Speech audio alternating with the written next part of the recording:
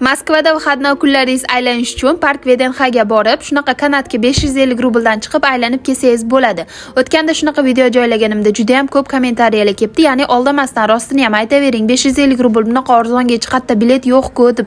Ishonmagan insonlar uchun to'g'ridan-to'g'ri kassaning oldidan sizlarga videoni yaqinlashtirib ko'rsangiz ham bo'ladi. Bilet narxi 550 rubl. Kassadan hamma odam biletni olishi mumkin. Rus tilini bilishingiz shart emas. Hammasi shunchaki ekranda ko'rsatilgan. Faqatgina summani, raqamlarni bilsangiz bo'ldi. Bilet olganimizdan keyin kanatga yo'l oldik. Maslahatim haftaning ichida kelinglar, ya'ni dushanbadan jumagacha odam juda ham kam bo'lar ekan.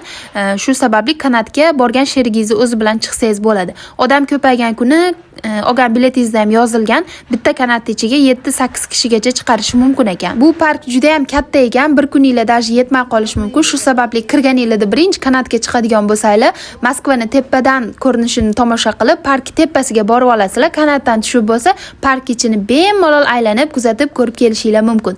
Bu yerda hamma davlatlarning rasmiy binolari ham bor ekan, orasida O'zbekistonniki ham bor. Ichlarga kirib, mazza qilib ko'rib, aylanib chiqishingiz mumkin. Iltimos, agar video sizlarga yoqmasa, har xil qasang negativ kommentariyalarni videoning tagiga yozib ketmanglar. Video agar kimgadir foydali bo'lgan bo'lsa, menga shuni o'zi yetadi. Juda ham xursand bo'lardim. Like bosib, menga obuna bo'lib ketsangiz. Videoni ko'rib ketkizgan vaqtingizga rozi bo'ling. Keyingi videolarimgacha Allohga omonatsiz.